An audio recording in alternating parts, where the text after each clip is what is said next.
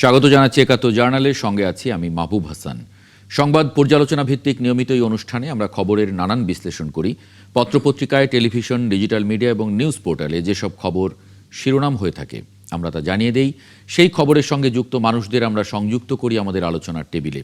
আমাদের স্টুডিও এবং অনলাইনে সংযুক্ত থাকা অতিথিরা সেসব খবরের গভীরে ঢোকেন। আজ আমার সঙ্গে আছেন সিনিয়র সাংবাদিক মারুফ মল্লিক। আপনাকে স্বাগত জানাচ্ছি। জি, ধন্যবাদ আমাকে আমন্ত্রণ জানাবার জন্য। জি, থ্যাংক ইউ। দর্শক, বিভিন্ন সময় খবর পর্যালোচনায় আরও অতিথি পর্যায়ক্রমে আমাদের সঙ্গে যুক্ত হবেন, তখন তাদেরকেও পরিচয় করিয়ে দেব। চলুন শুরুতে কয়েকটি অনলাইন নিউজ পোর্টালের খবরের শিরোনাম দেখে আসি। শুরুতে প্রথম আলো এই মুহূর্তে শিরোনাম করছে, ভোটে কাকে বেছে নেবেন ভাবতে বললেন তারেক রহমান। ইকবাল করিম ভূঁইয়ার জবানবন্দি, সেনাবাহিনীতে খুনের সংস্কৃতি আগে থেকেই ছিল, গুমের সংস্কৃতি পরে গড়ে ওঠে। বিকাশ রকেট নগদে ১,০০০ টাকার বেশি পাঠানো যাবে না, বন্ধ থাকবে ইন্টারনেট ব্যাংকিং। মাদারীপুরে যৌথ বাহিনীর অভিযানে যুবক আটক, পরে মৃত্যুর খবর পেল পরিবার।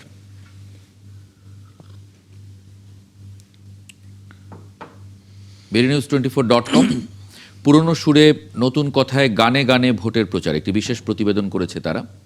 শাস্তিমূলক ব্যবস্থা প্রত্যাহারের দাবি, নইলে বন্দরে ধর্মঘট চালিয়ে যাওয়ার ঘোষণা। চট্টগ্রাম বন্দর নিয়ে এই খবরটি। নির্বাচনী সহিংসতা, বাউফলে বিএনপি জামায়াত সংঘর্ষ, আহত ৫০। জ্বালানির দুর্নীতি নিয়ে কি ব্যবস্থা, সিদ্ধান্ত নির্বাচিত সরকারের, ফাউজুল। বাংলা ট্রিবিউন, যুক্তরাষ্ট্রের সঙ্গে চুক্তি হচ্ছে সোমবার, কতটা সুবিধা পাবে বাংলাদেশ। ৪৬তম বিসিএস এর চূড়ান্ত ফল, ১৪৫৭ জনকে নিয়োগের সুপারিশ। ইসির ব্যালট প্রকল্পে $২০ লাখ দেবে কানাডা। ঢাকা ১১, হাদির ভুয়া বোন সেজে নাহিদ ইসলামের পক্ষে ভোট চাইলেন নারী। আমরা দেখে নিলাম এই মুহূর্তে প্রধান অনলাইন নিউজ পোর্টালগুলো যে শিরোনামগুলো করেছে। আমরা মারুফ মল্লিক, আপনাকে দিয়ে একটু শুরু করি। যে খবরগুলো আমরা দেখছিলাম তার বাইরে কিছু খবর নিয়ে একটু আমরা কথা বলতে চাই। আজকে সারাদিনের গুরুত্বপূর্ণ খবরগুলোর মধ্যে প্রচারণায় আছেন সব দলের শীর্ষ নেতারাই। তারেক রহমান তার নিজের আসনে আজকে ভোট চেয়েছেন। তিনি বলেছেন যে তার এখানে তার জন্ম, বেড়ে ওঠা, তিনি বিয়ে করেছেন এখানে, তার সন্তানরা এখানে জন্ম হয়েছে, সুতরাং এই এলাকার মানুষ হিসেবে তিনি সবার কাছে ভোট আহ্বান করেছেন। এছাড়া হ্যাঁ ভোট দেওয়ার সিদ্ধান্ত নিয়েছি, মির্জা ফখরুল ইসলাম আলমগীর এরকম একটি মন্তব্য করেছেন। বিএনপি হ্যাঁ ভোট দেওয়ার আহ্বান করছে। সেই জায়গা থেকে আলোচনাটা শুরু করি। জি, ধন্যবাদ। আজকে মনে হয় ঢাকায় তারেক রহমান সাহেব একাধিক জনসভা করেছেন এবং নির্বাচনের তো আর কয়েকদিন বাকি, তো শেষ মুহূর্তে সব দলের প্রার্থীরাই ভোটারদের কাছে যাওয়ার চেষ্টা করছেন, বোঝানোর চেষ্টা করছেন যে আসলে তাকে কেন ভোট দিতে হবে। তো সেই জায়গা থেকেই তারেক রহমান সাহেব বলেছেন যে উনি তো আসলে সেনানিবাসে ওনার জন্ম হয়েছে, বা ওনার পারিবারিক একটা অবস্থানও ছিল, ওনার বাবা এখানে থেকেছেন, মা এখানে থেকেছেন, ওনার সন্তানের জন্ম হয়েছে এই জায়গায়। সেই জায়গায় তো উনি একদম স্থানীয় বা একদম ঘরের ছেলে হিসাবে ভোট চেয়েছেন এবং মানুষজনের প্রতি আহ্বান জানিয়েছেন যে আসলে ভোট দেওয়ার আগে ভেবে নেবেন কাকে ভোট দেবেন। কারণ এই জায়গাটা আমাদের ভাবতে হবে যে ভোট শুধু খালি রাজনৈতিক পছন্দের একটা বিষয় অবশ্যই আছে, কিন্তু আমাদের যে এই যে ১২ তারিখের যে নির্বাচনটা হতে চাচ্ছে এটা খুবই গুরুত্বপূর্ণ। বাংলাদেশের স্বাধীনতা, সার্বভৌমত্বের জন্য গুরুত্বপূর্ণ এবং বাংলাদেশের ভবিষ্যৎ স্থিতিশীলতার জন্য গুরুত্বপূর্ণ। এইখানে কথার ছল চাতুরিতে বা বিভিন্ন প্রলোভনে ফাঁদে পড়ে যাকে তাকে হুট করে ভোট দিয়ে দিলেই কিন্তু হবে না। কারণ তার কিছু লক্ষণ নমুনা আমরা দেখতে পেয়েছি নিকট অতীতেই, যে এমন একটা গোষ্ঠীর উদ্ভব হয়েছে বাংলাদেশে এখন, যেখানে সেখানে আপনার মব করছে, ভাঙচুর, হামলা, দাঙ্গা, আগুন করছে। তারাও ভোটের মাঠে আছেন, ভোটের মাঠে থাকার অধিকার তো সবারই আছে, কিন্তু দেশের জনগণকে ভেবে চিন্তে সিদ্ধান্ত নিতে হবে যে দেশের স্থিতিশীলতা, উন্নতি এবং স্বাধীনতা, সার্বভৌমত্বের জন্য তারা কাকে বেছে নেবে। এই অর্থে খুব গুরুত্বপূর্ণ নির্বাচন। এবার একটু অতিথিদের যুক্ত করে নেই। আমার সঙ্গে এই মুহূর্তে যুক্ত আছেন শামসুজ্জামান দুদু, ভাইস চেয়ারম্যান কেন্দ্রীয় বিএনপির এবং বিএনপির নির্বাচন পরিচালনা কমিটিরও ভাইস চেয়ারম্যান। আপনাকে স্বাগত জানাচ্ছি। শাহ ইফতেখার তারিক, সাংগঠনিক সম্পাদক, ইসলামী আন্দোলন বাংলাদেশ। আছেন জামায়াতপন্থী আইনজীবী, বাংলাদেশ সুপ্রিম কোর্টের ব্যারিস্টার সাজ্জাদ আলী চৌধুরী। আপনাকেও স্বাগত জানাচ্ছি। আমরা যে আলোচনাটা শুরু করেছিলাম তার মধ্যে অন্যতম একটি খবর যে হ্যাঁ ভোট দেওয়ার সিদ্ধান্ত কথা বলেছেন মির্জা ফখরুল ইসলাম আলমগীর। আমরা জানি যে আরেকটি গুরুত্বপূর্ণ নির্বাচন, দুটি নির্বাচন একসঙ্গে হচ্ছে, একটি সংসদ নির্বাচন, সঙ্গে আরেকটি যে গণভোটের জন্য মানে জনগণ কি চাইছেন সেই গণভোটের বিষয়টা, সেটা নিয়ে প্রচারণা একটু কম, যতটা না আসলে সংসদ নির্বাচন নিয়ে আমরা দেখছি। সেই জায়গায় এটা খুব গুরুত্বপূর্ণ খবর আমার কাছে আজকে মনে হয়েছে, যে জন্য এটা নিয়ে একটু আপনাদের তিনজনের মন্তব্যটাই একটু আমি নিয়ে নিতে চাই। শুরু করছি ব্যারিস্টার সাজ্জাদ আলী চৌধুরী, আপনাকে দিয়ে। ধন্যবাদ একাত্তরকে এবং আমার সহ আলোচকবৃন্দ যারা আমাকে শুনছেন। আসলে হাবরটা এখন খুব সবাই কদিন ধরে অনেকেই যেমন বিএনপি হয়তো ডিরেক্টলি প্রথমে বলেনি, বাট তারা এখন স্পেসিফিক্যালি তাদের বলছেন যে ভোটের পক্ষে ভোট দেওয়ার জন্য। এনসিপি তো বলেছে এবং জামাত বলছে আগে থেকেই, কারণ ভোটটা খুব গুরুত্বপূর্ণ জাতির সামনের আগামী দিনের জাতি গঠনের জন্য, শুধু তাই না বা অন্তর্বর্তী সরকারের বৈধতার জন্য, এবং শুধু তাই না পরিবর্তনের জন্য, যে পরিবর্তন প্রধানমন্ত্রী এবং রাষ্ট্রপতির মধ্যে ক্ষমতার ভারসাম্য তৈরি করবে। যে বিরোধী দল হবে সেই বিরোধী দল থেকে একজন ডেপুটি স্পিকার অ্যাপয়েন্টমেন্টের ইস্যু আছে তাদের, এবং কর্ম কমিশনে তাদের পার্টিসিপেশনের ইস্যু আছে। শুধু তাই না, ইভেন দোজদের সংবিধানটুকু যে ক্ষমতায় থাকবে সে যেন নিজ ইচ্ছায় যেন তেনভাবে সংশোধন করতে না পারে, এই বিষয়গুলো নিশ্চিত করার জন্য ভোটটা খুব গুরুত্বপূর্ণ। যেহেতু সবগুলোর আমি বিশ্বাস করি ইতিবাচকভাবে সমস্ত রাজনৈতিক দলগুলো বাংলাদেশের রাজনীতি করে বাংলাদেশের জন্য, বাংলাদেশকে ভালোবেসে, সেজন্য আমি বিশ্বাস করি তারা ভোটকে ইতিবাচকভাবে মেনে নিয়ে এবং জেনেই ভোটের জন্য তাদের কর্মী সমর্থক এবং দেশবাসীকে ভোট দেওয়ার জন্য বলছে। জি, শাহ ইফতেখার তারিক, একটু আনমিউট করতে হবে।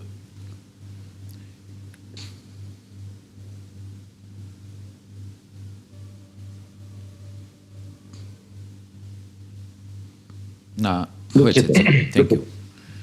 ধন্যবাদ আপনাকে। যারা সহ আলোচক হিসেবে রয়েছেন তাদের সকলকে আন্তরিক মোবারকবাদ জানাচ্ছি, এবং যারা এই মুহূর্তে আমাদের দেখছেন তাদের সকলকে ইসলামী আন্দোলন বাংলাদেশের পক্ষ থেকে আন্তরিক শুভেচ্ছা জানাচ্ছি। ভোটের পক্ষে আমরা যে সমস্ত রাজনৈতিক দলগুলো এই 5ই আগস্টের এই আন্দোলনে যুক্ত ছিল, সবগুলি রাজনৈতিক দল একমত হয়েছে এবং ভোটের পক্ষে তারা তাদের ক্যাম্পেইন চালিয়ে যাচ্ছে। এটাই স্বাভাবিক, কারণ হচ্ছে যে এই গণঅভ্যুত্থান পরবর্তী সময়ে নতুন বাংলাদেশ বিনির্মাণের জন্য ভোট জয়যুক্ত হওয়াটা প্রয়োজন। অতএব যে আহ্বান জানানো হয়েছে বিএনপির পক্ষ থেকে, এটা এর আগে তাদের চেয়ারম্যান জনাব তারেক রহমানও আহ্বান জানিয়েছেন। অতএব এখন সারা দেশের সবগুলি রাজনৈতিক দলই বলা চলে ভোটের পক্ষে অবস্থান গ্রহণ করেছে। আশা করছি ভোট জয়যুক্ত হবে ইনশাআল্লাহ। জি, শামসুজ্জামান দুদু, আমরা মানে অন্য যে নির্বাচন আরেকটি সঙ্গে সঙ্গে হচ্ছে জাতীয় সংসদ নির্বাচন, সেই নির্বাচনে প্রার্থীরা জেতার জন্যে বা যেভাবে ভোটারদের কাছে যাচ্ছেন, তাদের অবস্থান তুলে ধরছেন, তাদের কথাগুলো ভোট চাইছেন যেভাবে, ঠিক একই রকমভাবে ভোটের ব্যাপারে আমরা প্রচারণা সেভাবে দেখছি না। যদিও একসময় জানতাম যে সরকার এই প্রচারণাটা করবে, কিন্তু পরবর্তীতে এটা নিয়ে নানান জায়গা থেকে কথাবার্তা শুরু হওয়ার কারণে নির্বাচন কমিশন থেকে নির্দেশনা আসার পরে আমরা সেটাও স্তীমিত হতে দেখছি। সেই জায়গায় আসলে আপনি কি দেখেন? আপনি বিএনপির নির্বাচন পরিচালনা কমিটির একজন গুরুত্বপূর্ণ মেম্বার। জি, আপনাকে এবং আজকে আমার যে বিজ্ঞ আলোচক বৃন্দ আছেন এবং যারা এই অনুষ্ঠান বিভিন্নভাবে দেখছেন, সবাইকে শুভেচ্ছা, অভিনন্দন। এটা খুবই গুরুত্বপূর্ণ এই ভোটের প্রসঙ্গটি। তবে আমার মনে হয় জাতীয় পার্টি বাদে সব রাজনৈতিক দল যারা দায়িত্বশীল এবং আন্দোলনে ছিল, এরা ভোটের পক্ষে আছে এবং সবাই আগে থেকেই প্রচারণা করছেন। কেউ একটু শুরু থেকে, কারো একটু পর থেকে ভোটের পক্ষে আছে। আর ব্যালটও থাকবে দুইটা, একটা মানে সে তার পছন্দের প্রার্থীকে, মার্কারকে, দলকে সে ভোট দিতে চাইবে, এবং সঙ্গে আরেকটি ব্যালটে এবং না ভোটের প্রসঙ্গ আছে। রাজনৈতিক দল যখন সিদ্ধান্ত নেয় তখন তার পিছনে তার কর্মী, সমস্ত শুভানুধ্যায়ী, কম বেশি সবাই থাকে। হয়তো ব্যক্তির কিছু কিছু ক্ষেত্রে পছন্দের হয়তো ভিন্নতা থাকে, সেটি বড় কথা না। যে দল কোন পক্ষে সিদ্ধান্তটা প্রকাশ্যে নিয়েছে, সেই প্রকাশ্যের সিদ্ধান্তটা পরবর্তীতে ভোটের ক্ষেত্রে বিশেষ করে এটার একটা ছাপ দেখা দেয় বা যায়। আমার দৃঢ় বিশ্বাস যে বিএনপি সহ যারা জুলাই সনদে স্বাক্ষরকারী এবং পরবর্তীতে প্রকাশ্যে হ্যাঁ ভোটের পক্ষে তারা আছে, তো আমার মনে হয় না যে এই রেজাল্ট খুব একটা তারতম্য হবে। বিপুল ভোটাধিক্যে যেমন ভোট জয়যুক্ত হবে আমার দৃঢ় বিশ্বাস, ঠিক তেমনি পছন্দের প্রার্থী হিসাবে যারা মার্কাকে দলকে ভোট দেবেন তারাও জয়লাভ করবে এবং সুন্দর একটি নির্বাচনের প্রত্যাশা আমি ব্যক্তিগতভাবে করি এবং আমার দলও করে।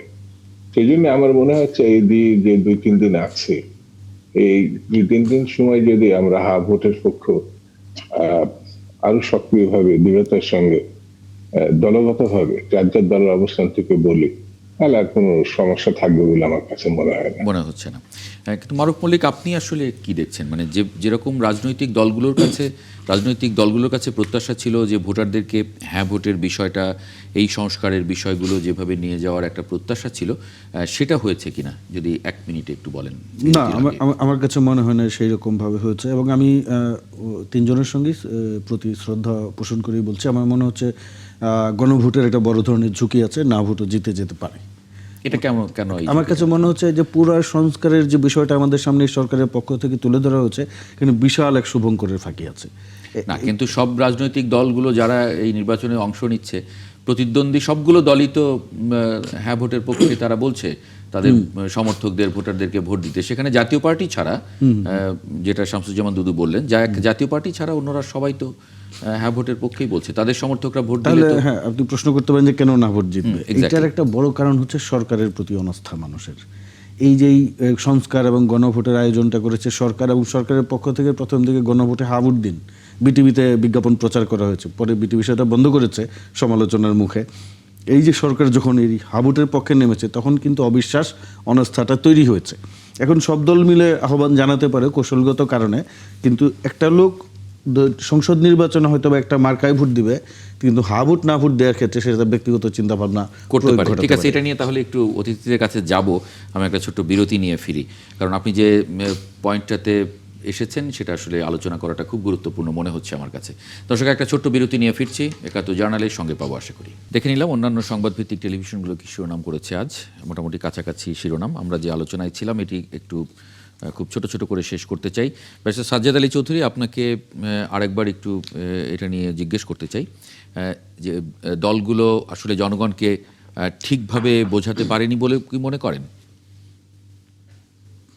ধন্যবাদ। দলগুলো আচ্ছা, আমি তার আগে একটা প্রশ্নের উত্তর দিই। যে আমাদের ওই যে স্টুডিওতে যিনি আছেন মারুফ মল্লিক সাহেব একটা কথা বললেন যে সরকারের একটা শুভঙ্করের ফাঁকি আছে। আসলে এটা সরকারের শুভঙ্করের ফাঁকি জিনিসটা বললে মানে খুব একটা নেগেটিভ ইমপ্রেশন তৈরি হয়। বিশ্বের যত তাবৎ দেশে গণভোট হয়, সব দেশেই কিন্তু সেই দেশের সরকার এটাকে প্রচারণা দায়িত্ব নেয় এবং প্রচারণা করে। যেমন ধরেন আপনি ব্রিটেনে ব্রেক্সিট নিয়ে যে গণভোটটা হলো, সেখানে কিন্তু 9 বিলিয়ন পাউন্ড গভর্নমেন্ট খরচ করেছে সেই গণভোটের প্রচারণার জন্য। শুধু ঘরে ঘরে লিফলেট পাঠানো হয়েছে, বুকলেট পাঠানো হয়েছে। শুধু তাই না, এখন বাংলাদেশেও সেই পরিপ্রেক্ষিতে করা হচ্ছে। যেমন ধরেন, তারপরও যে সমালোচনার মুখে কিন্তু ইলেকশন কমিশন দুটো সেকশন, একটা হচ্ছে গণপ্রতিনিধি অধ্যাদেশের সেকশন 86 রেফার করে এবং গণভোট অধ্যাদেশের সেকশন 21 রেফার করে বলতেছে যে এটা সরকারি কর্মচারীরা প্রচারণা অংশ নিতে পারবে না বা সরকার করতে পারবে না। অথচ দেখেন এই দুটো সেকশনে কোনো স্পেসিফিক্যালি বলেনি যে এখানে গণভোট প্রচারণায় কোনো অসুবিধা আছে। কারণ মানে যেহেতু 2 দিন আছে, এটা নিয়ে আর আলোচনাটা না করে, মানে এটা নিয়ে ডিবেট না করে আমি একটু বলি, উনি মনে হয় এখন এটা ইস্যুটা হচ্ছে সাজ্জাদ ভাই, একটু আপনি যে প্রশ্নটা, আমি উত্তরটা দিয়ে নেই। আমি কিন্তু বলিনি যে গণভোট নিয়ে শুভঙ্করের ফাঁকি হচ্ছে, আমি বলেছি সংস্কার প্রক্রিয়া, যে জুলাই সনদের পক্ষে গণভোট হচ্ছে, এই সংস্কারটাকে আমি বলছি বিশাল শুভঙ্করের ফাঁকি, গণভোট না। হ্যাঁ, না, এটা তো সবগুলো রাজনৈতিক দল এই যে সেখানে তো স্বাক্ষর করেছে। এখানে ওনারা তো একা কিছু করছে না, সবগুলো রাজনৈতিক দলের প্রেক্ষিতে সবাই যারা ইস্তেহার দিয়েছে, বিএনপি ইস্তেহার দিয়েছে, বিএনপি হয়তো পুরোটা নেয়নি, কিন্তু সাবসিকুয়েন্টলি কিছু তো নিয়েছে। না, জামাত ইস্তেহার দিয়েছে, জামাত পুরোটা নেয়নি, স্বাক্ষর করেনি, কিছু দিয়েছে। এনসিপি স্বাক্ষর এনসিপি করেনি। স্বাক্ষর না করলেও এনসিপি কিন্তু তার আলোকে তাদের ইস্তেহার প্রতিফলন ঘটছে তাদের ইস্তেহারে, শুধু তাই না। না, ঠিক আছে। মানে আমার সবগুলো এখানে আসলে সরকারকে বেসিক্যালি এভাবে মানে বললে যেটা হয় কি নেগেটিভ। না, আচ্ছা সাজ্জাদ ভাই, মানে সরকারের সমালোচনা তো আমরা করব, আপনি সরকারকে ডিফেন্ড করছেন কেন? এটা কি আপনাদের সরকার বা আপনি পার্ট অফ দি গভর্নমেন্ট? এইটা হচ্ছে জুলাই পরবর্তী সরকার, সবগুলো তাহলে দলেরই জুলাই concept- পরবর্তী সরকার যদি হয় আপনার যুক্তি অনুসারে, এটা সবার সরকার এবং এই সরকারের Sorry? সমালোচনা করার সুযোগ সবার আছে, সেটা অবশ্যই ডিফেন্ড আছে। করবে সরকার, আপনি না তো, আপনি সরকারি স্পোক্স পারসন না। আমরা আমাদের মেধা বা জ্ঞানকে কোনো দলের কাছে তো বিক্রি করে দেয় না, বিক্রি করে দেন নাই, কিন্তু সবচেয়ে আশ্চর্যজনক বিষয় হচ্ছে ডিফেন্ড করা, সেটা আমরা ডিফেন্ড করব। আপনি যদি সমালোচনা করতে পারেন, আমরা না ডিফেন্ড না, সবচেয়ে আশ্চর্যজনক বিষয় হচ্ছে আমরা যখন সংস্কারের সমালোচনা করি, পার্টিকুলারলি জামায়াতে ইসলামী যেভাবে ডিফেন্ড করে, মনে হচ্ছে they are part of the government. NCP তো স্বাক্ষর করেনি, বিএনপি তাদের মতো কথা বলে। আমি আরও অন্যান্য টকশোতে দেখেছি সংস্কার নিয়ে কথা বললেই আপনারা খুব শক্তভাবে সরকারের পক্ষে অবস্থান নেন। এর কারণটা কি একটু পরিষ্কার করে যদি বলতেন। কারণটা হচ্ছে কারণ কিছুই নেই। কারণটা হচ্ছে একটা মানে পরিচ্ছন্ন একটা, যখন যুক্তি না দাঁড় করিয়ে, মানে এমন কিছু খোলা যুক্তির উপর যখন সমালোচনা করা হয়, যখন একটা সংস্কার প্রক্রিয়াকে প্রশ্নবিদ্ধ করা হয়, তখন যে নৈতিক দায়িত্ব হচ্ছে সেই মানুষটার বা যে মানুষের সামনে করা হচ্ছে সেটার উত্তর দেওয়া, সেই জন্য উত্তরটা দেওয়া। না, basically। যেই সংস্কারে জনগণের ক্ষমতায়ন হবে না, সেটা তো প্রশ্নবিদ্ধ হবেই। এই সংস্কারে আপনি বিরোধী দলে গেলে ডেপুটি স্পিকারের পদ পাবেন, বা দুধুভাই গেলে সরকারে গেলে একটা পদ পাবেন, কিন্তু আমি মারুফ আমার নাগরিক হিসাবে আমার ক্ষমতার কি প্রয়োগ করবে এক ভোট দেয়া ছাড়া? আপনি বলেন, এই যে 12 তারিখে যে ভোট হবে। জি জি দুদু ভাই, আমি একটু কথা বলি। মার্ক মল্লিক বোধ সম্ভবত আওয়ামী লীগকে ডিপেন্ড করছে আমার মনে হয়। উনি তো, আমার এখানে 3টি বিরোধ পার্টি আছে, তো 3টি গণভোটের পক্ষে কথা বললাম, উনি খুবই অ্যাগ্রেসিভলি নার পক্ষে কথা বললেন। তো আমি তাকে ধন্যবাদ জানাতে চাই যে এতদিন পর আওয়ামী লীগের পক্ষে বলার মতো লোক পাই নাই। অবশ্যই এই স্ক্রিনে তার আমি ছবি দেখতে পাচ্ছি না, তবে এই 3 জনের বৃহৎ অংশ বর্তমানে আওয়ামী লীগ বাদে বিএনপি, জামাত এবং ইসলামী আন্দোলন বাংলাদেশ। বাংলাদেশ, এরপরে তার ভিন্নমত থাকে না। একটা ভিন্নমত যদি থাকবে বলেই তো 5ই আগস্ট হয়েছে দুদুভাই, ভিন্নমত থাকবে না কেন? আমি কথাটা শেষ করি না কেন আপনার? আমি তো শুনছি আপনার কথা, এত অস্থির হয়েছেন কেন আপনি? জি বলেন। আপনি গায়ের জোরে মনে হচ্ছে সবকিছু প্রতিষ্ঠা করবেন। বিএনপিকে আপনি স্বীকার করতে পারেন না, জামাতকে, ইসলামী আন্দোলনকে। আপনি যত বারেকা হন না কেন, এই 3টে পার্টির বাইরে আওয়ামী লীগ ছিল, সেটা নাই। আপনি এখন যদি সর্বশেষভাবে দাবি করেন আওয়ামী লীগ, তাহলে পরে আপনি একটা পারছেন। আপনি কি বলছে আমি আওয়ামী লীগ দাবি করছি? আমি আমার মতামত প্রকাশ করেছি। যদি আপনি দাবি করেন। না, আমি দাবি করি না, আমি আমার মতামত প্রকাশ করছি। যদি বলেছেন। না, যদি না, আমি আমার মতামত প্রকাশ করেছি। আরে আপনি মানে একাই এই এই এই জায়গায় 4 জনের ভিতরে তো আপনি একা।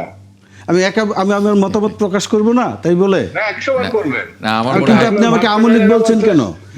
আপনি চিনেন আমাকে? না, আপনি চিনেন আমাকে?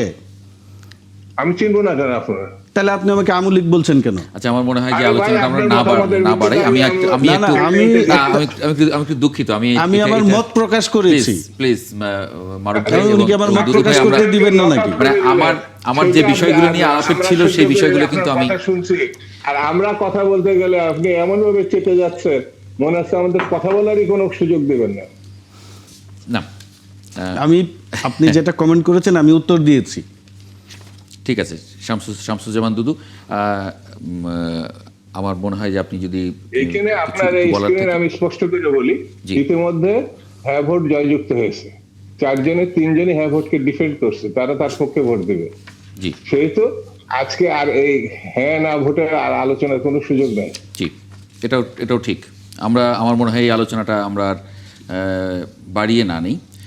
আমি আরেকটি পলিটিক্যাল প্রসঙ্গে একটু আজকে জনগণের রায় অর্জিত হলে নাহিদ ইসলামকে মন্ত্রী করা হবে। শফিকুর রহমান তিনি এই মন্তব্য করেছেন, যেটা তিনি নাহিদ ইসলামের যে নির্বাচনী আসন সেই আসনে একটা সমাবেশে তিনি বলেছেন। এটা নিয়ে একটু ঠিক যখন এই কথা বলছেন তখন মির্জা ফখরুল ইসলাম বলেছেন যে জামায়াতকে দেশের কোনো মানুষ বিশ্বাস করে না। শাহ ইফতেখার তারিক, আপনার একটু মন্তব্য জানতে চাই। এখানে আমার মন্তব্য করার তো তেমন কিছু নেই। এখানে আপনি দুটি রাজনৈতিক দলের কথা উল্লেখ করেছেন, এখানে মন্তব্য একে অপরে করতে পারে। তবে যদি একজন বিশ্লেষক হিসেবে আমাকে কথা বলতে বলেন তাহলে শুধু এতটুকু বলবো যে জামাত ইসলামী কাকে মন্ত্রী করবে না করবে না এটা একান্তই জামাত ইসলামের নিজস্ব ব্যাপার। আর তবে আজকে একটু আগেই আপনার নিউজে যেটা শুনছিলাম যে হাদির বোনকে বোন বানিয়ে কাউকে দিয়ে বোন সাজিয়ে নির্বাচনী প্রচারণা, এটা আমাদের জন্য একটু বিব্রতকর, লজ্জাজনক এবং চরম আপত্তিকর বটে। অতএব এই বিষয়ে আমার মনে হয় যে ভালো বলতে পারবেন আমাদের এখানে জামাতের প্রতিনিধি হিসাবে যিনি রয়েছেন জনাব ব্যারিস্টার সাজ্জাদ আলী চৌধুরী, তিনি এটার ব্যাখ্যা হয়তো দিবেন। আমি এই বিষয়ে তেমন কোনো মন্তব্য করাটা সমীচীন মনে করছি না। জি, ব্যারিস্টার সাজ্জাদ আলী চৌধুরী। ধন্যবাদ। আসলে সবচেয়ে বড় কথাটা হচ্ছে ইলেকশনের মানে সমালোচনা করতে হবে, সেজন্য সমালোচনা করাটা আসলে আমি মানে খুব প্রয়োজন মনে করি না। এক রেটরিক অর্থে একজন যখন ইলেকশন প্রচারণা হয় বিশ্বের সবগুলো দেশে এরকম অনেক রেটরিক কথাবার্তা বলা হয়। মির্জা ফখরুল বলছেন জামাতের ব্যাপারে, জামাত যেটা বলছেন জামাতের আমি যে ইয়াকে মন্ত্রী করবেন, যেহেতু ওনাদের নির্বাচনী জোট, ওনারা অবশ্যই সে যেহেতু একটা দলের প্রধান তাকে করতেই পারে। আবার অপরপক্ষে মির্জা ফখরুল যেটা বলছেন সেটা রেটরিক অর্থে বলতে পারেন, নির্বাচনী প্রচারণার স্বার্থে উনি অনেক কিছুই বলতে পারেন। এখন সবকিছু যদি আমরা সমালোচনা করি তাহলে তো যেটা হবে যে এখানে মারামারি বেড়ে যাবে। আর জুলাই পরবর্তী যে ইস্যুটা হচ্ছে, আমরা সবসময় চাই যে একটা পজিটিভ রাজনৈতিক ধারাবাহিকতা বাংলাদেশে চালু হোক। এখন সবচেয়ে বড় কথা যেটা হচ্ছে যে জামাতের গ্রহণযোগ্যতা আছে কি নাই বা অন্য অন্য দলের যে গ্রহণযোগ্যতা আছে কি নাই, আর মাত্র 3টা দিন মানে হচ্ছে অপেক্ষা করলেই তো বোঝা যাচ্ছে বেসিক্যালি। মানে উনি যে সরকারের কথা বলছেন যে জামাত কোনো দলীয় সরকার করবে না, সেই মডেলটা কিরকম?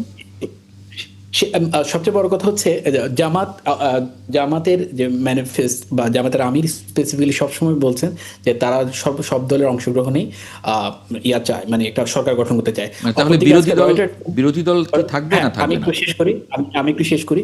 আবার রয়টার্সে জনাব তারেক রহমান বলছেন উনি যেহেতু কনফিডেন্ট ওনারা জিতবেন এবং সে তাদের নিজের একটা সরকার গঠন করতে পারবেন।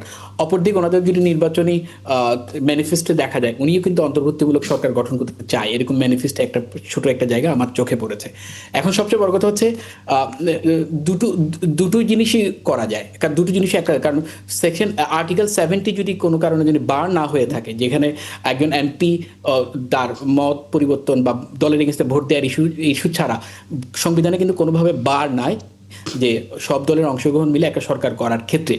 আর একটা এরকম যদি সরকার হয়ে থাকে তাহলে দেশে একটা স্থিতিশীলতা থাকে, সব দলের অংশগ্রহণ থাকে এবং দেশটা সহজেই সামনের দিকে এগিয়ে নেওয়া যায়। অপরদিকে যদি এটা না করা হয়, একটা শক্তিশালী বিরোধী দলও কিন্তু একটা দেশের অগ্রগতির জন্য একটা গুরুত্বপূর্ণ ভূমিকা রাখতে পারে। কারণ একটা বিরোধী দলের অনেকগুলো দায়িত্ব থাকে। বিগত বছরগুলিতে বিরোধী দল হিসেবে আমরা যারা ছিলাম বা অন্যান্য যারা দল ছিল, আমরা আমাদের দায়িত্ব যথাযথভাবে পালন করতে পারিনি বিধায় শেখ হাসিনা ফ্যাসিস্ট হয়ে উঠেছিল। কারণ যদিও বা সে গুম করেছে, খুন করেছে, আমাদেরকে মানবাধিকার যে ইয়েগুলো মৌলিক মানবাধিকার যে ইয়েগুলো সেগুলো আমাদের সে নিশ্চিত করেনি, বরং আমাদের কথা বলার অধিকার হরণ করে নিয়েছে। কিন্তু একটা বিরোধী দল যখন একটা বিরোধী দলের সত্যিকার অর্থে দায়িত্ব পালন করতে পারে তখন কিন্তু সরকারি দল তার সঠিক পথে থাকতে বাধ্য হয়।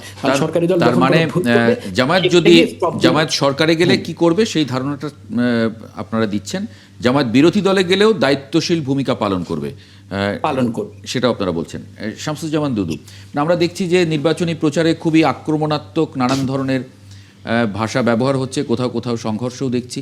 আজকেও সংঘর্ষ হয়েছে, জামায়াত সমর্থক এবং বিএনপি সমর্থকদের মধ্যে আহত হয়েছে Powerful. অর্ধশত মানুষ বাউফলে। মানে কি দেখছেন আসলে? এটা কি আমরা নেতাদের মুখে যে ধরনের মানে কঠিন কঠিন শব্দ দেখছি তারই কি প্রতিফলন মাঠ পর্যায়ে যাচ্ছে, নাকি এটা স্বাভাবিক দেখেন? আমার কাছে কিন্তু মনে হয়নি যে মানে সমগ্র বাংলাদেশের দিকে তাকে বিচ্ছিন্ন কিছু ঘটনা জামাত বা আওয়ামী বিএনপি অথবা অন্য কোনো দলের স্থানীয় পর্যায়ে।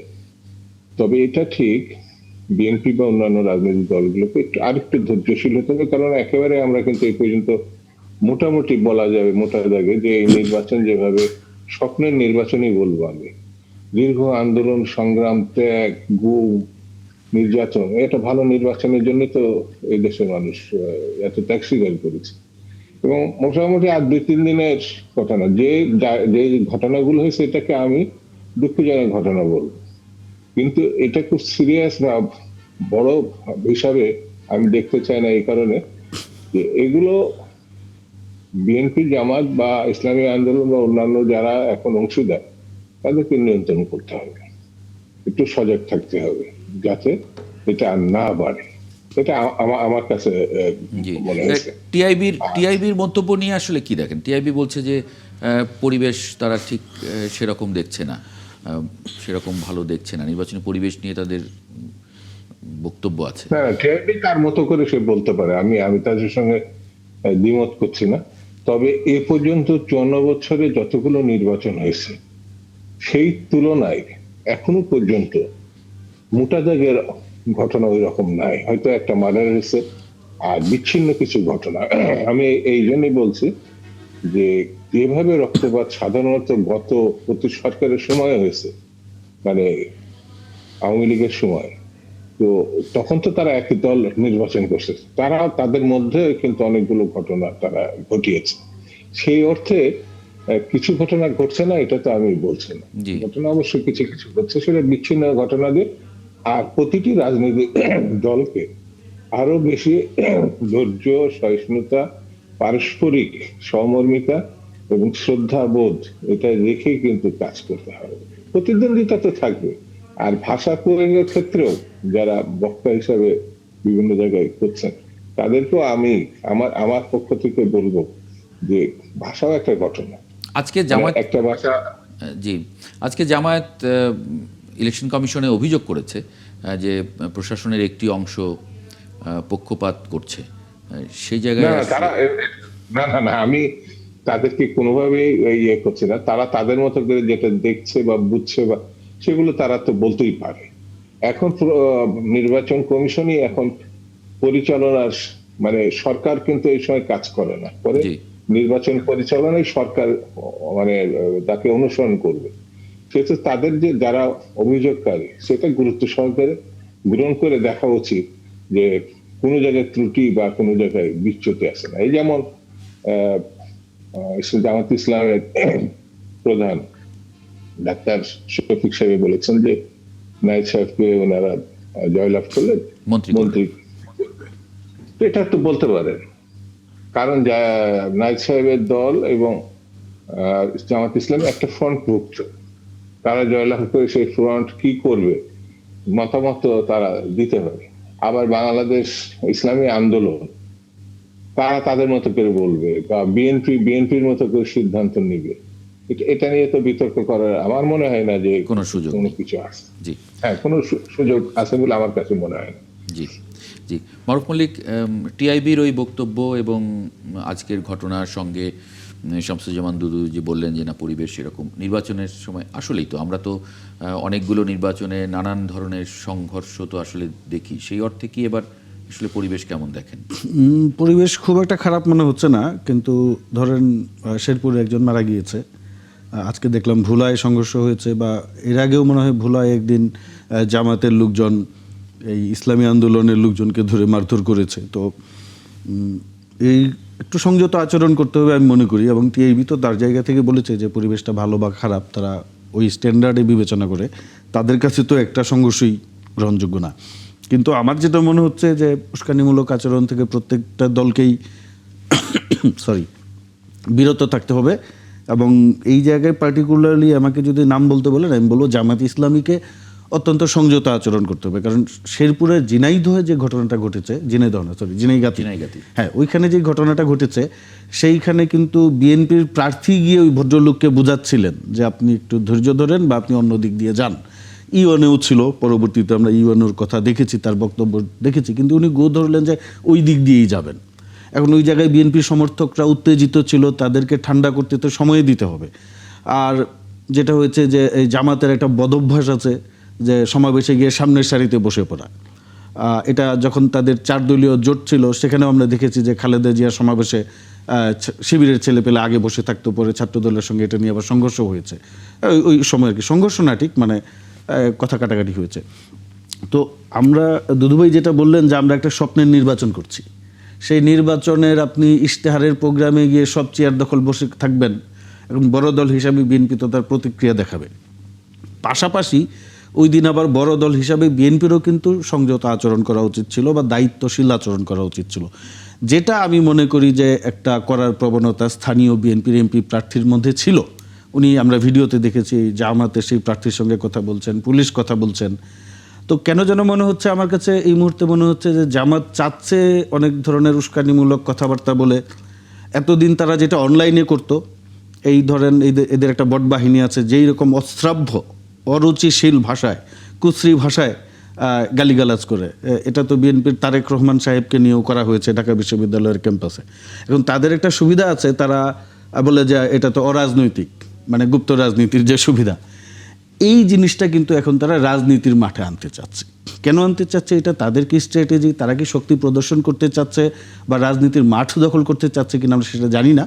তবে এই জায়গা থেকে তাদেরকেও পিছু হটতে হবে, এই শক্তি প্রদর্শন বা কথার যে মার পেচ, কথার পাল্টা কথা বলার অভ্যাস থেকে বেরিয়ে আসতে হবে। পাশাপাশি বিএনপিকে সতর্ক থাকতে হবে, কোনো ধরনের ফাঁদে পা দেওয়া যাবে না। কারণ মানে ফাঁদ আছে, আপনি সেটা আমি মনে করি বলছেন। আমি মনে করি একটা ছোট্ট বিরতি নিয়ে ফিরতে চাই ৭১ জার্নালে। দর্শক, একটা ছোট্ট বিরতি নিচ্ছি, সঙ্গে থাকবেন আশা করি। বিরতির পর আরেকবার স্বাগত জানাচ্ছি ৭১ জার্নালে। আমরা আলোচনায় ছিলাম মারুফ মল্লিক, আপনি যেটি বলছিলেন যে বিএনপির জন্য ফাঁদ তৈরি করা হচ্ছে, সেটা নিঃসন্দেহে যেহেতু প্রতিদ্বন্দ্বী এবার জামায়াত ইসলাম এবং তার জোট, স্বাভাবিকভাবে তারাই তৈরি করছে। কি ধরনের ফাঁদ? আমি ঝিনাইগাতির ঘটনাটা দিয়ে ব্যাখ্যা করতে পারি। যখন ওই ঘটনাটা ঘটলো, আমরা কিন্তু দেখলাম সোশ্যাল মিডিয়ায় সয়লাভ হয়ে গিয়েছে যে ওইখানে জামাতের একজন কর্মীকে বিএনপির লোকজন মেরে ফেলছে, হুইচ ইজ নট অ্যাকসেপ্টেবল। এবং সেটা কিন্তু একদম ফ্লাডেড, সোশ্যাল মিডিয়ার বন্যা বয়ে গেল, যেটা খুন করেছে বিএনপি, এই সেই অমুক তমুক। কিন্তু আমরা ঘটনার প্রায় ১-১.৫ ঘন্টা পরে গিয়ে জানতে পারলাম আসলে কিসের থেকে সূত্রপাত। ওই চেয়ারে বসা নিয়ে, খুব একটা সাধারণ বিষয়। তো এটা তো আপনার একটা ফাঁদ হতেই পারে। এবং উনি যেই প্রার্থী ছিলেন জামাতের, উনি যে একদম শক্ত অবস্থানে অনড় রইলেন যে আমি এই দিক দিয়েই যাব। এখন বিষয়টা এরকম ছিল না যে উনি এই দিক দিয়ে গেলেই নির্বাচনে জিতে যেতেন বা এই দিক দিয়ে না গেলে উনি নির্বাচনে হেরে যেতেন। বরং উনি যদি ছাড় দিতেন, ধরেন সেখানে বিএনপি ভুল করেছে, তো উনি যদি ছাড় দিতেন জনমত ওনার দিকেও তো ঘুরতে পারতো, বা বিএনপিও ছাড় দিলে তার দিকে হয়তো, বিএনপি যদি রাস্তাটা ছেড়ে দিত তাদের দিক থেকে, তাহলে হয়তো এই সংঘাত হতো না। এই যুক্তিও তো দেয়া যায়। কিন্তু ঘটনাটা হচ্ছে যে শুরু থেকেই কিন্তু জামায়াত ইসলামের পক্ষ থেকে এক ধরনের একটা উস্কানিমূলক আচরণ ছিল। আবার আরেকটা ঘটনা আছে, এটা সম্ভবত পাবনা বা সিরাজগঞ্জে, আপনার খেয়াল আছে নিশ্চয়ই, জামাতের একজন কর্মী অস্ত্রসহ ধরা পড়েছিল, ছবি উঠেছিল, তারপরে তাকে আটক করা হয়েছিল। তো ওই মারামারির পরেই কিন্তু আমরা সঙ্গে সঙ্গে গণমাধ্যম না শুধু, আপনার বিভিন্ন সামাজিক যোগাযোগ মাধ্যমে দেখতে পেলাম যে এই জামাত বিএনপির সংঘর্ষ, অস্ত্রসহ বিএনপির এক নেতা। এবং জামাতের শীর্ষ পর্যায়ে ভেরিফাই করতে করতেও অনেক সময় লাগলো, অনেক মানুষ এটা বিশ্বাসও করে ফেললো, বিভিন্ন জায়গায় ছড়িয়ে গেল। এখানে হয়েছে কি, আপনার এই যে এই এজেন্ডা সেটিং বা ফ্রেমিং এর তো একটা বিষয় আছে, এটা কিন্তু এখন খুব গুরুত্ব দিয়ে পড়ানো হয় মিডিয়া স্টাডিজ বা জার্নালিজম ডিপার্টমেন্টগুলোতে, যে আপনি কিভাবে ফ্রেমটা তৈরি করবেন। আবার ফ্যাক্ট চেকও আছে, কিন্তু আপনি ফ্যাক্ট চেক করে যখন সত্য তথ্যটা দিচ্ছেন, ততক্ষণে কিন্তু মানুষের মধ্যে আপনার সেই খবর ছড়িয়ে গিয়েছে এবং পাবলিক স্ফিয়ারে এটা নিয়ে বিস্তর কথাবার্তা হচ্ছে, এমনকি কিছু মানুষ বিশ্বাসও করা শুরু করে, এটা তো অস্বীকার করা যাবে না। তো এই জায়গায় আমি মনে করি যে বিএনপিকে সতর্ক থাকতে হবে, একদম সর্বোচ্চ ধরনের সংযম প্রদর্শন করতে হবে। কারণ ঠিক আছে, মানে এটা কি শুধু সামাজিক যোগাযোগ মাধ্যমেই হবে নাকি ফিজিক্যালিও আপনি কোনো আশঙ্কা দেখেন? না, আমি বলছি যে এটা যে সামাজিক যোগাযোগ মাধ্যমে আপনার প্রপাগান্ডা করে, বা গল্প ছড়ানোর মাধ্যম, কিন্তু বাস্তবে যেটা হচ্ছে, ধরেন আজকে যে ভোলায় যদি সংঘর্ষ হয়েছে, 50 জনের মতো আহত হয়েছে, এইখানে আমি মনে করি জামাতের লোকজন যদি উস্কানি দিয়েও থাকে, বিএনপির লোকজনকে ছিল একদম ঠান্ডা মাথায় সেখান থেকে সরে আসা, জি। কারণ তারা ওই প্রপাগান্ডার শিকার হচ্ছে, তো এটা তাদের মনে রাখতে হবে। এক্স্যাক্টলি। শাহ ইফতেখার তারিক, আরেকটি খবর একটু সামনে আনতে চাই। জামায়াত ইস্যুতে একই সুর ইসলামী আন্দোলন এবং হেফাজতের, এটা কালবেলা আজকে রিপোর্ট করেছে, তারা এরকম বলছে। এটা নিয়ে আপনার আসলে কি মন্তব্য? এবং সেখানে জনসভায় চরমোনাই পীর মন্তব্য করেছেন, যেখানে ইসলাম নাই সেখানে ইসলামী আন্দোলনও নাই। জামায়াতের প্রসঙ্গে তিনি মানে জামায়াতের কি ইসলামের সঙ্গে সম্পর্ক নেই? জি, আসলে এই বিষয়ে আমাদের সাজ্জাদ আলী চৌধুরী ভাইরা ভালো বলতে পারবেন, তবে যেহেতু আমাকে প্রশ্ন করেছেন কিছু উত্তর আমাকে দিতে হবে। জামাত স্ট্র্যাটেজিস্টরা তাদের কৌশলগত একটা দারুণ মুভ নিয়েছে। এই মুভটা ভালো না মন্দ তারা টের পাবেন হয়তো আরো কিছুদিন পর গিয়ে। তবে আমাদের কাছে তো কিছু প্রশ্ন যেহেতু আমাদের হয়, এই প্রশ্নগুলি মানে উত্তর আমরা খোঁজার চেষ্টা করি। জামাত, আমি আজকে খুব একটা ইন্টারেস্টিং একটা ঘটনা দেখছিলাম। তাদের যে জাতীয় মহাসমাবেশটা হলো সোহরাওয়ার্দী উদ্যানে, সেখানে ওনাদের নায়েবে আমির একটা চমৎকার বক্তব্য রেখেছেন। আমি এই শোতে বসার আগেই সেই বক্তব্যটা খুব মনোযোগ সহকারে শুনছিলাম। তিনি সেখানে বলছিলেন যে বলছিলেন এবারের সংসদে আর মানব রচিত বিধান থাকবে না, এবারের সংসদে আল্লাহর বিধান কায়েম করা হবে। দেখুন, আমার মনে হয় না যে 1 বছর পার হয়েছে ওই মহাসমাবেশটা, 1 বছর পর এসে আল্লাহর বিধান হঠাৎ করে ওনাদের সমস্ত সবকিছু থেকে হঠাৎ করে গায়েব হয়ে গেল। এটা নিশ্চয়ই ওনাদের চমৎকার একটা কৌশল বা ভালো কিছু হবে। কিন্তু আমি একটু আগে পড়ছিলাম ওনাদের ইকামতে দিন, যেটার জন্য ওনারা সবাইকে শিক্ষিত করেছেন, ওনাদের কর্মীদেরকে শিক্ষিত করেছেন, সেই কর্মীদের কাছে ইকামতে দিন কাকে বলে এটা ওনারা শিখিয়েছেন। যেমন ওনাদের প্রতিষ্ঠাতা জনাব মওদুদীর একটা কিতাব থেকে বা একটা বই থেকে আমি একটু উদ্ধৃত করি। আমাদের নিকট ইকামতে দিনের অর্থ হলো ঘর বাড়ি, মসজিদ, মাদ্রাসা, কলেজ, ইউনিভার্সিটি, হাট বাজার, থানা, সেনানিবাস, কোর্ট কাচারি, সংসদ, মন্ত্রিসভা, দূতাবাস, সর্বত্রই সেই এক খোদার দিন প্রতিষ্ঠা করতে হবে, যাকে আমরা আমাদের রব এবং মাবুদ বলে মেনে নিয়েছি।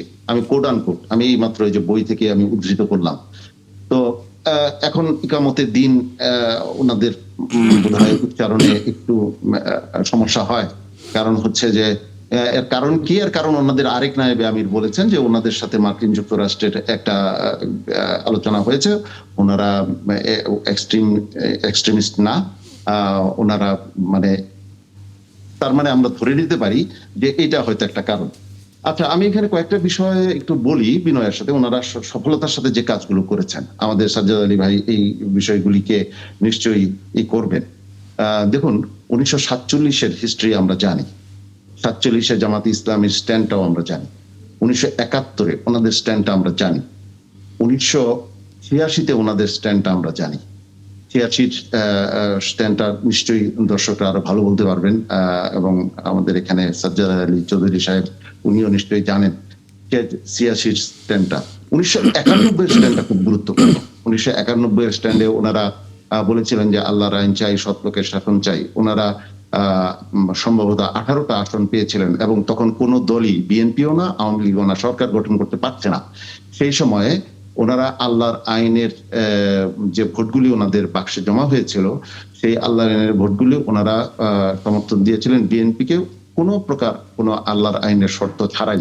তো ওই ভোটাররা তো সরাসরি বিএনপিকেও ভোট দিতে পারতো। আমি এই প্রশ্নটার উত্তর খোঁজার চেষ্টা করেছি ওনাদের অনেক নেতৃবৃন্দের কাছে আলোচনার সময়। ওনারা কেউ এটার মানে আমাকে সন্তুষ্ট করার মতো কোনো উত্তর আমি পাই নাই। হয়তো সাজ্জাদ আলী চৌধুরী ভাই উনি উত্তর দিতে পারবেন। আজকে এই বিভিন্ন জায়গায় আজকে আরেকটা ইন্টারেস্টিং ঘটনা দেখলাম যে একজন অভিনেতাকে দিয়ে ওনারা একটা করিয়েছেন। অভিনেতা অভিযোগ করেছে যে আমার সাথে প্রতারণা করা হয়েছে। বলা হয়নি যে এখানে দাঁড়িপাল্লার ক্যাম্পেইনের জন্য এই ভিডিও বানানো হবে, বলা হয়েছে যে একটা সামাজিক অ্যাপ তৈরি হবে, ওই অ্যাপে প্রচারণার জন্য এটা তৈরি করা হয়েছে, কিন্তু পরবর্তীতে আমার অসম্মতিতে এর পিছনে সর্বশেষ দাঁড়িপাল্লায় ভোট দিন এটা লাগিয়ে দেওয়া হয়েছে। এইটার জন্য তিনি সংবাদ মাধ্যমে বিবৃতি দিয়েছেন এবং এটা প্রতিবাদ করেছেন। নিশ্চয়ই এটাও একটা কল্যাণকর জিনিস। সাজ্জাদ আলী চৌধুরী সাহেব এই কল্যাণকর জিনিসটা মানুষের সামনে উপস্থাপন করবেন। আর বিভিন্ন আসনে ওনারা প্রচার করছেন, অমুক বসে গেছে, তমুক বসে গেছে, দাঁড়িপাল্লায় সমর্থন দিয়ে যাচ্ছে। পরবর্তীতে সেই সমস্ত প্রার্থীরা বা ইয়ারা যখন এটা সংবাদ সম্মেলন করে এটা বলছে, তো এটার দায়ভার কারা নেবে?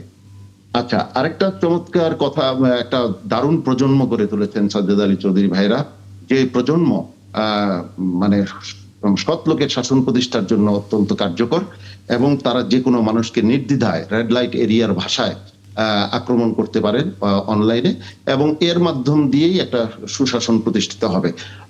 এটা তারপরে সবচেয়ে মানে ভয়ঙ্কর যে বিষয়টা আমাদেরকে উদ্বিগ্ন করে তুলছে, ভোটের আগে ভোট সিল তৈরি করার যে ব্যাপক মহাযজ্ঞ আমরা লক্ষ্মীপুরে দেখলাম, এবং পরবর্তীতে একটি দলের সাজ্জাদ আলী চৌধুরী ভাইদের দলের তিনি স্বীকৃতি দিলেন যে হ্যাঁ তিনি এটা অর্ডার করেছেন এবং এটাই করতেন। এটা তাহলে ভোটের কি প্রভাবিত হবে না?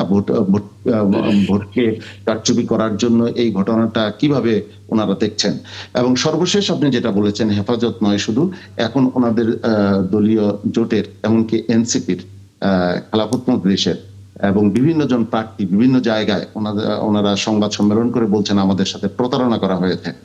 তো এই সব চিত্রগুলি যদি একত্রিত করি, তাহলে আপনি যে প্রশ্নটা আমাকে করেছেন যে এক সুর কেন হচ্ছে, এক সুর হবে। এবং আমার তো মনে হয় ওনাদের যে স্ট্র্যাটেজিক্যাল মুভ, বাংলাদেশের সমস্ত রাজনৈতিক দলগুলি সামনের দিনে হয়তো এক সুরেই কথা বলবে। জি, ব্যারিস্টার সাজ্জাদ আলী চৌধুরী। আচ্ছা, আমি উত্তর দেওয়ার আগে প্রথম যেটা কথা বলে, আমার উত্তর দেওয়ার সময় যেন ইফতেখার সাহেব লাভ দিয়ে না ওঠে, কারণ না, দেখা যদি যায় আপনি যখন আমাকে কোনো বিষয় বলেন আমাকে উত্তর দেওয়ার সুযোগ দিন। না, আমি সময় দেব, বরং সেটাই ভালো, যদি একটু পয়েন্ট করে রাখা যায় তারপরে। আপনি অবশ্যই আপনি যে কথাগুলো বলেন, জামাতের নায়েবে আমির 1 বছর আগে বক্তৃতা দিয়েছেন, মওদুদী আহমেদ আজ থেকে 20 বছর আগে লিখে গেছেন। আজ থেকে 1 ঘন্টা 2 ঘন্টা আগে আপনাদের আমির মুফতি রেজাউল সাহেব বিটিভিতে একটা বক্তব্য দিয়েছেন।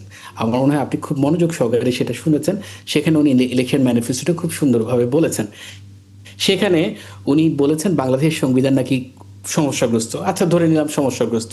সেখানে উনি শরিয়ার ডেফিনেশন, মানে বক্তব্যের 4 মিনিট 33 সেকেন্ড উনি বলছেন শরিয়া কেবল আইন নয়, বরং এটি মানুষের জীবনবোধ, অভ্যাস, বিশ্বাস ও আইনের সমষ্টি। আপনারা শরিয়ার সংজ্ঞায় চেঞ্জ করে ফেলেছেন।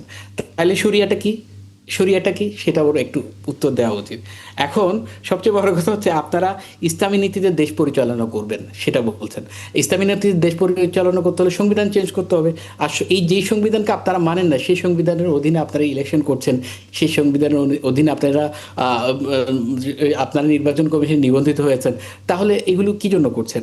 আর সবচেয়ে বড় কথাটা হচ্ছে, আপনারা যেটা বলছেন শরিয়া প্রাধান্য রাষ্ট্র পরিচালনা, যেখানে আপনার শরিয়ার ডেফিনেশনই ডিফারেন্টভাবে দিচ্ছেন, সেখানে আবার শরিয়া প্রাধান্য কোন শরিয়া?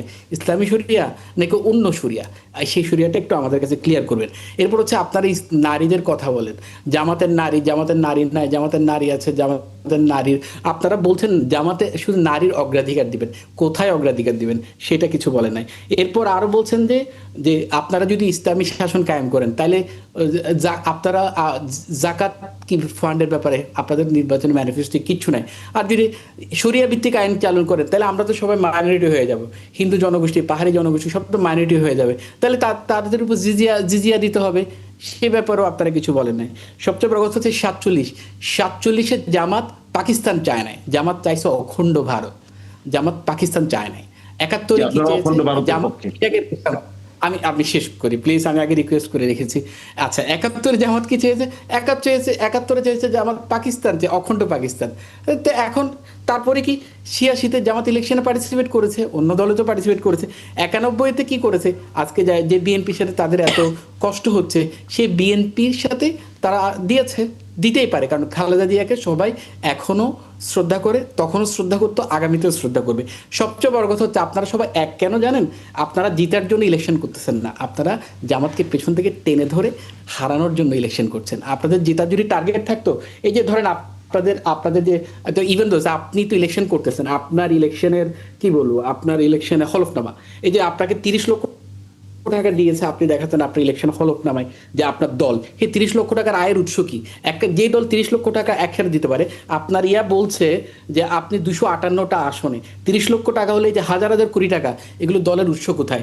যেই দলে কোনো গণতন্ত্র প্র্যাকটিস নাই, সেই দলে বাংলাদেশে কিভাবে গণতন্ত্র প্র্যাকটিস করতে পারবে? আপনি বলেন 3 ভাই, একজন সভাপতি, একজন আমির, একজন এভাবে করে দখল করে আছে। আমার মনে হয় না আপনি কোনোদিন ভালো এই করছেন, এরপর আমির টামির হতে পারবেন না কোনোদিন।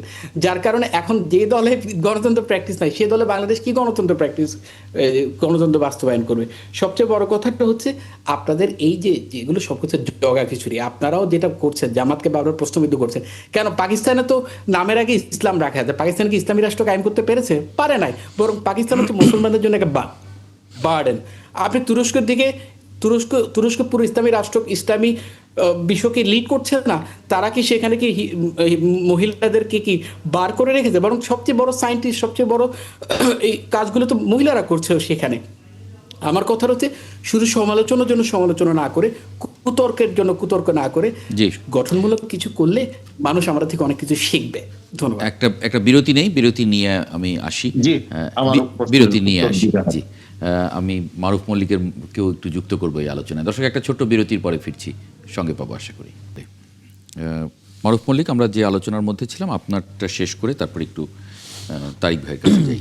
ওই যে আপনার যে প্রশ্নটা ছিল যে সব ইসলামপন্থী দল জামাতের বিষয়ে এক সুরে কথা বলছে, এখানে মূল বিষয়টা হচ্ছে কি, জামাত একটা বড় ধরনের ভ্রান্তির মধ্যে আছে। ভ্রান্তিটা হচ্ছে যে তারা মনে করছে, দুইটা ভ্রান্তি এখানে, একটা না। একটা হচ্ছে তারা মনে করছে তারা ক্ষমতায় চলে যাবে, এবং ক্ষমতায় যেতে হলে আরেকটা ভ্রান্তির মধ্যে তারা ঢুকে গিয়েছে, যে ওই যে তারিক ভাই যেটা বললেন, বা আমরা জামাতের নেতাদের কথায় যেটা শুনছি, যে তারা ইসলামপন্থী রাজনীতি করেন, তাদের একটা ইডিওসেন্ট্রিক পজিশন আছে যে দেশে ইসলাম কায়েম করা হবে, বা সৎ লোকের শাসন চাই, আল্লাহর আইন চাই, এই স্লোগানগুলি আগে দিতেন। কিন্তু কিছুদিন আগে ওনারা আবার ইউরোপিয়ান ইউনিয়নের সঙ্গে বা কোনো একটা বিদেশি ডেলিগেশনের সঙ্গে কথা বলতে গিয়ে বলেছেন শরিয়া আইন কায়েম করা হবে না। এই যে ঘন ঘন যে অবস্থান পরিবর্তন তাদের, তারা আসলে চাচ্ছেন যে তাদের গায়ে যে ইসলামপন্থীটা আছে, এখান থেকে বেরিয়ে গিয়ে তুরস্কের এরদোয়ানের একে পার্টির মতো, বা তিউনিসিয়ার এন্নাহাদার যে পার্টি আছে কানুসির, বা মিশরের আপনার মুরসির যে পার্টি ছিল জাস্টিস অ্যান্ড ডেভেলপমেন্ট পার্টি, এরা কিন্তু মুসলিম ব্রাদারহুডের শাখা সংগঠন, কিন্তু ওই জায়গা থেকে কিন্তু তারা অনেকটা সরে এসেছে। ধরেন নাজিমুদ্দিন এরবাকানের পার্টির সঙ্গে এরদোয়ানের পার্টির কিন্তু একটু পার্থক্য ছিল, বিস্তর পার্থক্য ছিল, এবং এরদোয়ান নতুনভাবে দলটাকে গঠন করে কিন্তু ক্ষমতায় আসতে পেরেছেন। তুরস্কের হিস্ট্রি, সে লম্বা ইতিহাসে আমি না যাই। এরদোয়ান ক্ষমতায় এসেছেন, রাশিদ গানুচি এসেছিলেন তিউনিসিয়ায়, বা মুরসি এসেছিলেন, টিকতে পারেন নাই। এখন ওনারা ভাবতে চাচ্ছেন যে তারা ওই রকম একটা শিফট করে, একটা লিবারেল, একটা সেন্ট্রিস্ট পজিশন ক্রিয়েট করে যদি ওনারা ক্ষমতায় যেতে পারেন, তাহলে সরকার গঠন করতে পারেন। এই জন্য তাদের একটা মানে এই যে মানে শিফট করে আসা, এরকম মনে করছে, শিফট করে আসা। কিন্তু আমি শেষ করছি সংক্ষেপে, কিন্তু তাদের যে সমস্যাটা হচ্ছে, তারিক ভাই কিছুটা টাচ দিয়েছেন, যে জামাতের ইতিহাস 47-এ তারা জনগণের বিপক্ষে ছিলেন, 71-এ জনগণের বিপক্ষে ছিলেন। তারা কখনোই যে আমাদের এই পূর্ব বাংলা বা এই বাংলাদেশের যে হিস্টোরিক্যাল মোমেন্টগুলো ছিল, ওই সময় তারা জনগণের পক্ষে ছিলেন না। কিন্তু আরবের যে মুসলিম ব্রাদারহুড, তাদের উত্থান শুরু হয়েছিল ব্রিটিশ বিরোধী আন্দোলন দিয়ে। আচ্ছা, প্রো পিপল একটা পজিশন, আপনি জামাতের পজিশনটা হচ্ছে এন্টি পিপল। ওকে, মানে সেই কারণে আপনি এটা সফল হবেন এরকম মনে করছেন? আমি মনে করছি। এই যে শাহিদ রেখার তারিক একটু ছোট ছোট করে শেষ করে, আমাকে বলা হচ্ছে যে খুব অল্প সময় আছে, এই কারণে যে প্রশ্নগুলি আমাদের সাজ্জাদ আলী চৌধুরী ভাইকে আমি করেছিলাম, সেই প্রশ্নগুলির উত্তর যদি উনি দিতেন, কিন্তু খুবই দুঃখজনক ভাবে লক্ষ্য করলাম যদি উনি কোনো প্রশ্নের উত্তরে না গিয়ে উনি সবগুলিকে পাশ কাটিয়ে উনি বললেন যে এই কিছুক্ষণ আগে যে হলো ওইটা, অথচ উত্তরগুলি কোথায়? তাহলে কি উত্তরগুলি আপনার কাছে নেই? না থাকলে সেটা বলতে ভালো হতো যে এই উত্তরগুলি আসলে আমার কাছে নেই, আমি অন্য একটা প্রসঙ্গ আনতে চাই। উনি আমাদের আমিরের প্রসঙ্গে বললেন যে শরিয়ার ডেফিনেশন তিনি চেঞ্জ করে ফেলেছেন। আমি বলবো যে সাজ্জাদ আলী চৌধুরী ভাই, আপনি শরিয়ার ডেফিনেশনটা আরেকটু ভালোভাবে পড়লে দেখবেন যে শরিয়ার ডেফিনেশন চেঞ্জ হয় না। আমরা যে সালাম দিই, এটা একটা সংস্কৃতি, এটা আমাদের শরিয়ার অংশ। আমরা যে কাজগুলি করি, মানে আমাদের নিত্য নৈমিত্তিক এই সংস্কৃতি অংশ, এগুলি শরিয়ার অংশ, আল্লাহ রাব্বুল আলামিন এবং রাসূল সাল্লাল্লাহু আলাইহি ওয়াসাল্লামের বিধানের অংশ হিসাবে আমরা এগুলি করি। আমরা যে কুরবানি করি এটা আমাদের মানে শরিয়ার অংশ। এইগুলি যেমন আমাদের শরিয়ার অংশ, ঠিক তেমনি ভাবে শরিয়ার কিছু আইনও আছে, সে আইনগুলোকেও আমরা শরিয়ার অংশ মনে করি। অতএব আমরা শরিয়ার ডেফিনেশন চেঞ্জ করি নাই, শরিয়ার ডেফিনেশন কেউ চেঞ্জ করতে পারবে না কিয়ামত পর্যন্ত, বরং শরিয়াকে কেউ বাদ দিতে পারবে, আমরা সেই শরিয়াকে বাদ দিয়ে আমরা কোনো স্বার্থ হাসিল করতে চাই না। দ্বিতীয় নাম্বার, তিনি এসেছেন নারীদের অগ্রাধিকার কিভাবে দিবে, নারীদের কিভাবে অগ্রাধিকার দিতে হয় উনি কি লতে সেটা দেখেন নাই? নারীদেরকে কিভাবে অগ্রাধিকার দিতে হয় না রাসূল সাল্লাল্লাহু আলাইহি ওয়াসাল্লামের হাদিসে কি সেগুলি বারবার আসে নাই যে না কন্যাকে কিভাবে পুত্রের চাইতে অগ্রাধিকার দিতে হয়, কিভাবে মেয়েদেরকে অগ্রাধিকার দিতে হয়? আমরা সেই অগ্রাধিকারের কথা বলেছি এবং নারীকে আমরা সেই অগ্রাধিকারগুলো দিব। তারপর উনি বলেছেন যে জাকাতের বিষয়ে কোনো কথা বলে না। জাকাতের বিষয়ে নতুন করে কিছু বলার তো নাই, জাকাতের বিষয় সুনির্দিষ্ট এবং সেই জাকাত দিয়ে দেশের অর্থনৈতিক মুক্তি সম্ভব, আমরা সেই কথাটাই বলেছি। এখানে নতুন ভাবে এটার জন্য প্রজেক্ট উপস্থাপন করার কোনো খুব বেশি প্রয়োজন নাই। তারপর উনি এসেছেন ৮৬ নির্বাচনের প্রসঙ্গ। ৮৬ নির্বাচনের প্রসঙ্গে আওয়ামী লীগ যোগ দিয়েছিল এবং জামাতি ইসলামী যোগ দিয়েছিল। তিনি বলেছেন যে ভাই বোন, হ্যাঁ আমি গর্বের সাথে বলি আমার বাবা ইসলামী আন্দোলন করে, আমি ইসলামী আন্দোলন করি এবং স্বেচ্ছায় বুঝে শুনে আমরা ইসলামী আন্দোলন করি, আমার সন্তানরা ইসলামী আন্দোলন করে, এটা অসম্ভব। কিন্তু আপনাদের সন্তানরা কি করে? আপনাদের মওদুদী সাহেবের সন্তান কি জামাত ইসলামী করে? তিনি তো মওদুদী সাহেবের বিরুদ্ধে ওনার বক্তব্য সুস্পষ্টভাবে বারবারই আমি একটু মানে অনেকগুলো প্রসঙ্গ আসছে কিন্তু এত প্রসঙ্গ আসলে টাচ করতে পারবো না, আমার 1 মিনিটের মতো সময় আছে। আমি একটু সাজ্জাদ আলী ভাইয়ের কাছে না গেলে আপনি যে প্রসঙ্গগুলি আনলেন এগুলির আসলে যদি উনি টাচ না করেন তাহলে মানে মিসলিড হতে পারে। প্রথম মল্লিক ভাইয়ের একটা কথা বলি, মানুষ কিন্তু ভ্রান্তি মানে যেটা হচ্ছে কেউ হারার জন্য তো আর ইলেকশন করে না, সবাই জেতার জন্য ইলেকশন করে। এবং আমি প্রথমে হারটা মেনে নেই বা আমি হেরে যাব এটা বলি, তাহলে তো আমি ইলেকশনে অংশগ্রহণ করতাম না, তাই না? যেটা হচ্ছে আমরা জেতার জন্য অংশগ্রহণ করেছি, হারার জন্য হলে তো আমরা অংশগ্রহণ করতাম না। দুই হচ্ছে গিয়ে আমরা সবসময় এন্টি পিপল ছিলাম, সেই জন্য তো এখন ফর দ্য পিপল হতে চাচ্ছি।